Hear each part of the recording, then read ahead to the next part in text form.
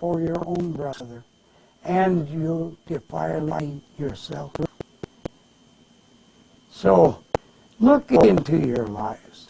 See where you've lied and cheated and connived and whatnot. Get it right. Papa loves us all. Get it right. Get one heart. Get that tongue tied to the heart when you talk to Daddy. And then he can really listen. The rest of the time, it's white noise, snow on the TV set. It's next to worthless. So I'll leave you on that note. Now, I've got a couple of letters here that these are actual letters. I got this one today. This one here, about a month and a week ago. This concerns the lizard people that some people say, oh, they don't exist. Well, I tell you, I know they do. Some of us know they do. But then there's those who don't and won't ever admit it. But I will not read who it's from, but it is out of Boulder City, Nevada. And I will skip the first page. Let's see, maybe not. Oh. What really made me have to write you was your account and belief in underground people. You referred to them as lizards. Well, I really did see a lizard man. He was about 5 foot tall, slim, big, bright, almond-shaped amber eyes. This happened in the summer of about 1955 or 56. Me and my younger brother and about 5 other kids were with us. We all, underlined, saw the same thing. I think I saw it first and I screamed. A man in black tape, not cape, tape, with yellow eyes. We all screamed with fear, wet our pants, and cried. We were under one of the 14-story buildings projects where we lived in New York in northern Bronx. All the Bronx is rocky. I think she meant to say they build. I'll try that. It says they build buildings over the rocks, which I was glad for, as I love to explore. There was a big pit, bottomless, I believe, under the building where we saw the creature. We brought flashlights through rocks and, excuse me a moment, and bottles down the hole to see if we could figure out how, I don't know, kind of screwed up. Page 1 to 2, I imagine how deep it was. I don't know. She didn't write it. After the incident, I was sure there were more lizard beings living underground. In the back of my building, there was a steel door with a winding staircase behind it. Now, understand, these are kids that live in buildings that know how many stairs it is between one floor and the next. They go up and down them, perhaps several times a day. Well, I told my other friend to come with me to see how far this goes down. Maybe we'll get to the center of the earth. Of course, that's ridiculous. Well, we went down and down, about 20 floors, below the basement, understand. We all got scared and ran back up, me being the last out as I was the first in. We found out as we explored the basement windows of the other buildings that there were a lot of tunnels connecting all the buildings at the first level highest. I also observed that about 1 month there would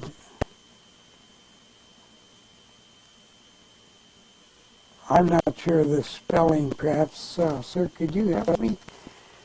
About 1 month there would, and that one is beyond me. Yeah. Perhaps. Okay, yeah, thank you. About 1 month there would come behind my building about 3 or 4 black large cars, maybe Cadillacs. This is about 55 or 7. They were at least 4 men in black suits and slickers that disappeared down the stairway behind my building. We would take turns watching when the men would reemerge. They came back up at least 2 or 3 hours later, or up at least 2 or 3 hours later. What do you think of this account? Red Elk, I swear it's true.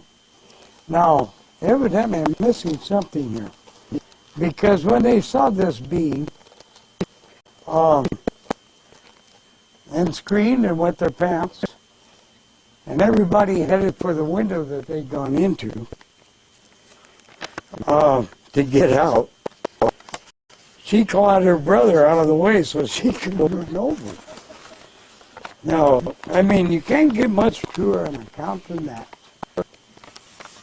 And they do exist. And I did a time travel trip on this incident. And yes, what they saw is true, but what they saw was not a man, not a lizard man. It was a lizard child who had evidently been disobeying his parents. It was a he. And, or their rules and regulations. He was curious as to what was up there and broke the rules and came up and got seen. And believe me, when I saw that lizard, if he had pants, they would have been wet too. He was every bit as frightened as they were.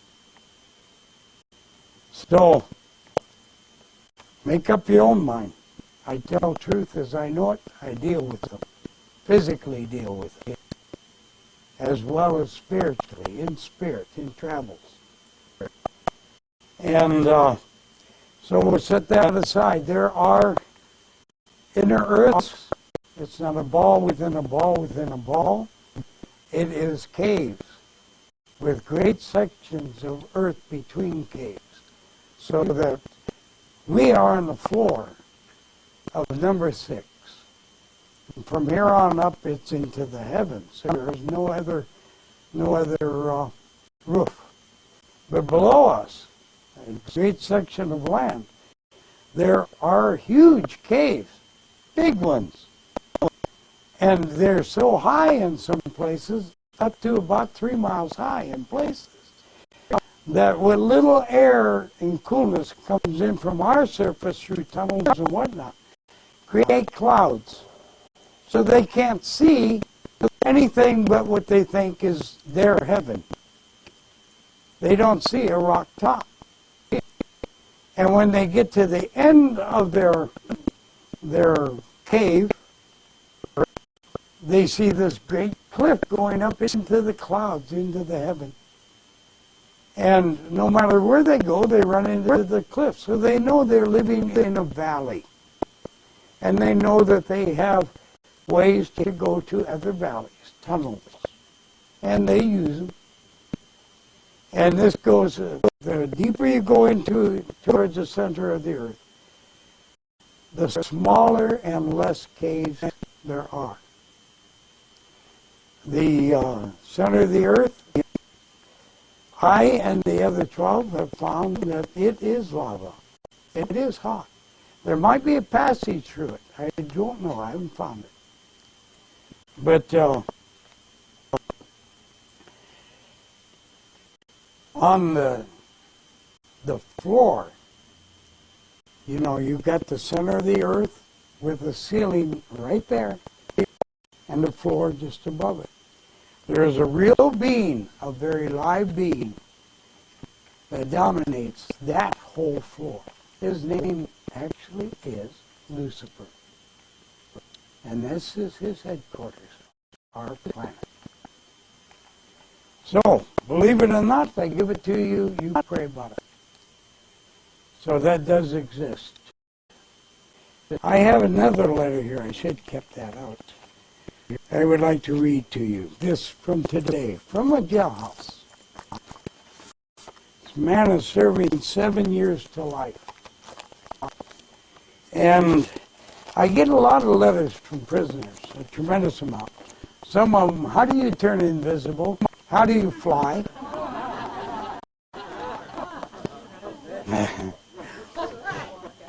Yeah, and I tell them the truth. I'm not going to tell you. Shoot, I'm aiding and abetting. I have to go to jail. Got one letter back. Well, you know how to do it. Just escape. But I'd be hunted the rest of my life. Why should I be so stupid and foolish?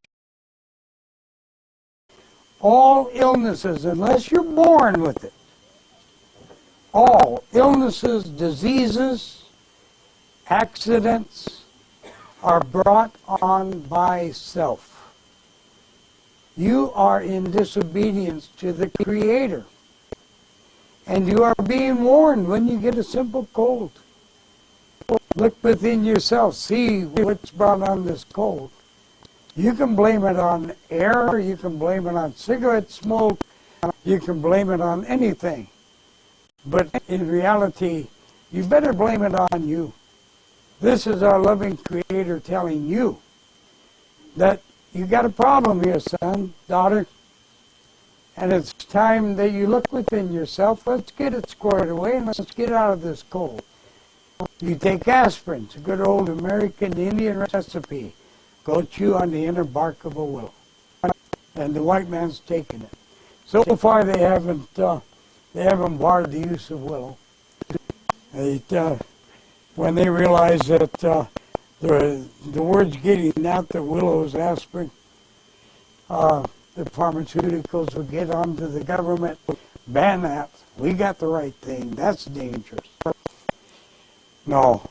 I'll tell you a little secret about pharmaceutical pills and medicine. They cannot put in the awareness that the real thing has. They just can't do it. They can duplicate everything, but not that God awareness that everything has. So it'll work to a point, but only to a point. And when you do use a natural remedy, always give thanks. Give trade. If you have cigarette or tobacco, explain why you're taking this from the aloe plant for your cut. You're hurting a living thing, a living being. And so tell why you're doing this, why you need this. Explain to this living being that's going to sacrifice this whole or portion. How would you like it if someone came up, they had a need, and your finger would do it, and they just come up and pull it off? You're going to be hurt, angry, upset. Talk to them. They do listen. And there is a way to hear them talk to you. And I'm not talking imagination. Speak to you. There's a few people in this room that have learned that. There's one that's fallen asleep twice.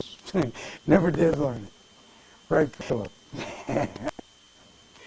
But nevertheless, explain when you cut the grass.